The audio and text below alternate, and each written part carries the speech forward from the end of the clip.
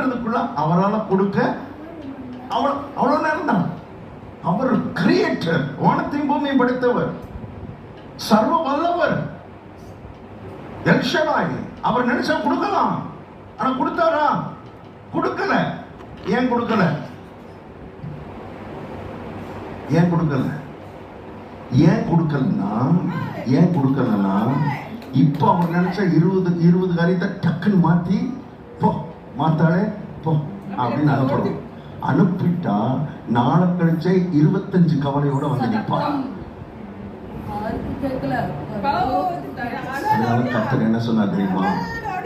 உன்னுடைய பிரச்சனைக்கும் உன்னுடைய கவலைக்கும் பதில் என்னுடைய பிரசன்னமும் அந்த பிரசன்னத்திலிருந்து வெளிப்படுகிற வார்த்தை.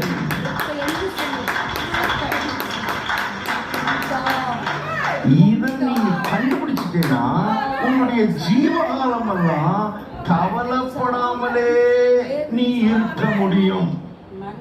அந்த இடத்துக்கு வரணும் தான் கர்த்தர் பேசுறார். மாத்தாள்கிட்ட பேசினவர் இன்றைக்கு உங்களோடு பேசிக் கொண்டிருக்கிறார்.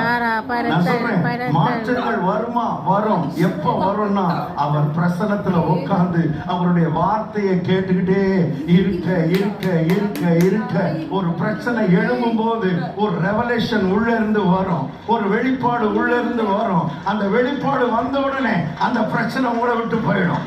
கவலை வராது, கவலை வராது. அழுகையின் பள்ளத்தாக்கை ஒருவர் நடந்து அதை நீங்கள் நீரூற்றாக்கிக் கொண்டே இருப்பீர்கள். இதுதான் கர்த்தர் வார்த்தையை கேளுன்றார். அவருடைய பிரசன்னத்துல உட்காருன்றார். தேவையானது தேவையானது தேவையானது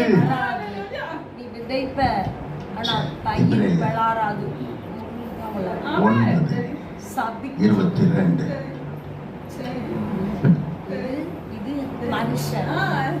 நியாயப்பிரமாணத்தின்படி